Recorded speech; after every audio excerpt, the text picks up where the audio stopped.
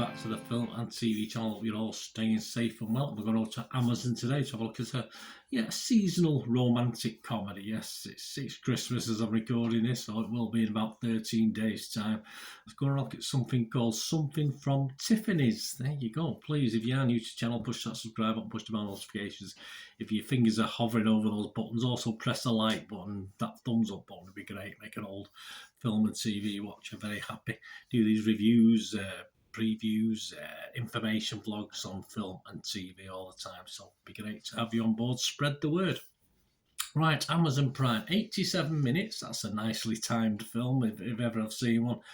Directed by Daryl Vine from a screenplay by Tamara Chestner, based on the novel of the same name by Melissa Hill.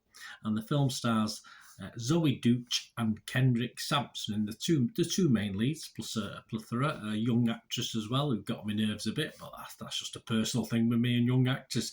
It was released on, not to do with her, she's just playing a role. It was released on Prime Video on December the 9th, 2022, so I know all the comments and scores, etc. are as at December the 12th, 2022 at 1 p.m. What the public think? Well, the public like it. The critics not so much. The public, Rotten Tomatoes public, 3.9 out of 5. That's 7.8 out of 10. And the positivity rating, so that's the positivity rate is 77%, so very, very good. Internet Movie Database, the other site we look at, 6.3 out of 10. Quite a lot of reviews, 78% positivity again. So the public are liking it. So about the critics. So the critics not so much. No, Rotten Tomatoes got a rating of 56% only based on 18 reviews. That's its positivity rating with an overall rating of just 5.4 out of 10. So just over halfway for it. One of the there's 10 fresh and 8 rotten. Benjamin Lee of The Guardian, he was with Rotten Tomatoes. He went on to say, in a season of oversaturation for both Christmas and romantic comedies, there's something here that feels worth picking up. So Benjamin Lee likes it. Maria E. Gates, she's from RogerEbert.com website, doesn't like it so much. Overlong at a mere 87 minutes, a bit cruel. There's nothing timeless or elegant about this flop, entirely composed of elements derived from much better films. Yes, tell it as it is, Maria. Obviously you didn't like it. On Metacritic, the other critic site we look at, a score of just 49 out of 100, so just under 50%. That's based on just 8 critics, and it scored anywhere between 25 out of 100 and 70 out of 100.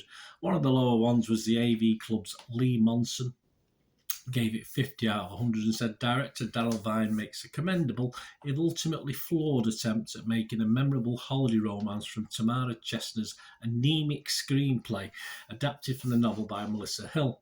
Though it bears the appearance of a winter confection, it has about as much substance as an over-yeasted loaf of bread. Here we go. Well, it's based around a baker, so that's probably why Lee's commenting about the bread. New York Times on Callum Marsh liked it a lot more, 70 out of 100, and said it's a winning setup. Isn't it funny how opinions differ? And the director Daryl Vine escalates the action shrewdly with clever rom-com engineering. There you go. I don't think Callum's ever seen a romantic comedy before. Right, what about my little thoughts? That's about it from the critics and the public. Yeah, I'm going to give this a 6 out of 10. Which is my watchable rating. I think it's a little bit better than some of the people saying. For a bog standard, and that's all it is really, a bog standard rom-com offering, it probably fits all the right kind of criteria with the storyline, and it's pleasing on the eye, mainly thanks, I'm a bit biased, because thanks to Zoey Deutch, who I enjoy watching, although she does seem to have a poor taste in men in this film. I'm not sure. I'm not saying real life, but in the film she has anyway.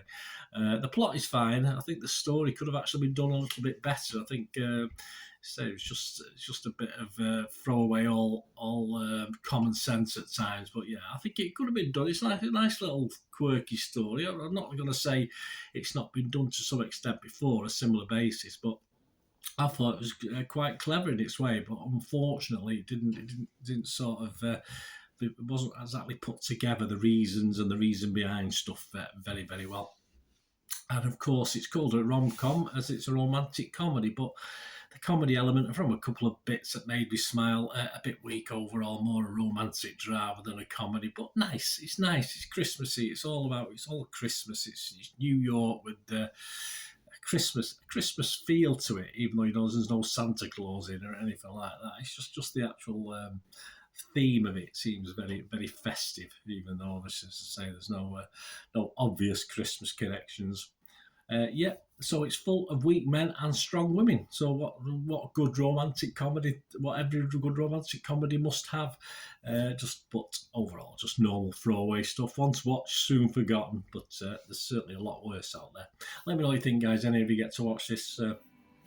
As I say, it made me smile. Not from the humour, just as a nice film. So if you're not in the mood for a bit of a schmaltzy film, then don't bother. Give it a miss till you feel a bit better. That's all I can say. Thanks for watching. Please, until we meet again, that's one thing.